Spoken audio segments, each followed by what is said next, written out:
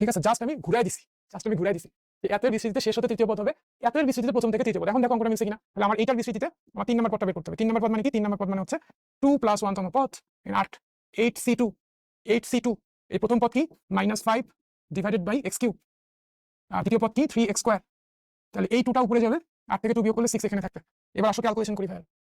ঠিক আছে, দেখি মিলে কিনা। ঠিক আছে, 8c2 ভ্যালু হচ্ছে 28 মাইনাসের উপরে পাওয়ার জোর হইলে মাইনাসটা ভ্যানিশ হয়ে যাবে, ইনটু 5⁶ / x⁴ 318।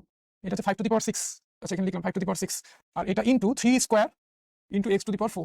তাহলে কি হলো 28 গুণন 5⁶ ইনটু 3² মানে 9, 3937 আর এখানে 4 থেকে 18 বিয়োগ করলে -14। দেখো তো মিলছে কিনা আগেরটার সাথে। 3937500 মিলে গেছে। শেষ। তাহলে ঘুরাই দিলেই হয়ে যাচ্ছে। ঠিক আছে, ঘুরাই দিলেই হয়ে যাচ্ছে। ওকে, সো কোনটা তোমাদের কাছে ভালো লাগলো, ফার্স্ট প্রসেসটা না সেকেন্ড প্রসেসটা? আমার কাছে তো দুইটাই ভালো লাগে। এই অঙ্কটা দেখো, x এর কোন মানের জন্য এত এর বিস্তৃতিতে শেষ হতে পঞ্চম পদের মান এটা হবে। ঠিক আছে, শেষ হতে বুয়েট ভর্তি পরীক্ষা 20-21 সেশনে আসছিল। তাহলে ওই যে আমরা যে কোনো একটা প্রসেসই করতে পারি, এটাতেও করতে পারি, এটাতেও করতে পারি। তো আমি প্রথম প্রসেসই করি, যে শেষ হতে পঞ্চম পদ মানে 5তম মানে কি 4 + 1 তম, তাই না? শেষ হতে 4 + 1 তম পদ ইকুয়ালস টু প্রথম হতে সূত্র কি 20 n - r, r এর ভ্যালু 4, n - r + 1 তম পদ।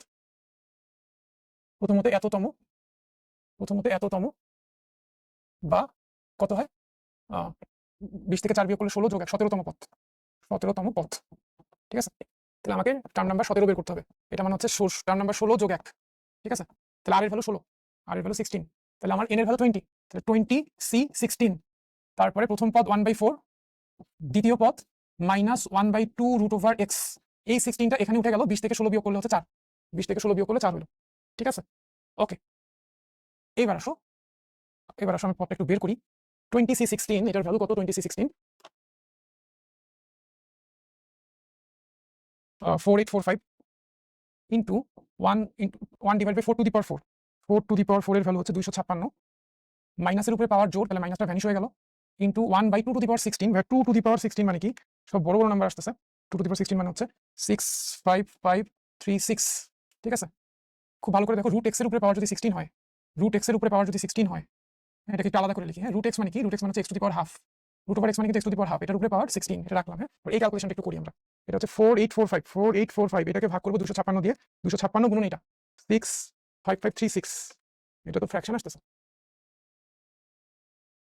পঞ্চম পদ হচ্ছে প্রথমত n - r। হ্যাঁ, ওকে, ফ্র্যাকশন যদি আসে তাহলে এটার ভ্যালু আসতেছে তোমার 28878 পয়েন্ট।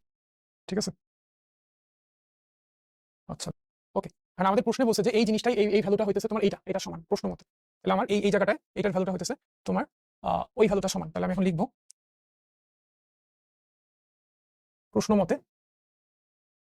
মতে 0 পয়েন্ট 1 2 3টা 0 2845 ইনটু 1/x⁴, এই ভ্যালুটা হচ্ছে এটা 1240320।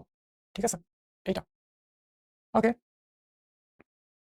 তাহলে এখন আমার x⁴ এর ভ্যালু কি? এটাকে আবার এটা দিয়ে ভাগ হবে। এটাকে আমি আগের আনসারটা দিয়ে ভাগ করলে এটা আসতেছে হচ্ছে 429496796। এত বড় সেকেন্ড। ওকে, এটা x⁴ এর ভ্যালু। তাহলে 2.3টা, ওকে। এটাকে কি লেখা যায়?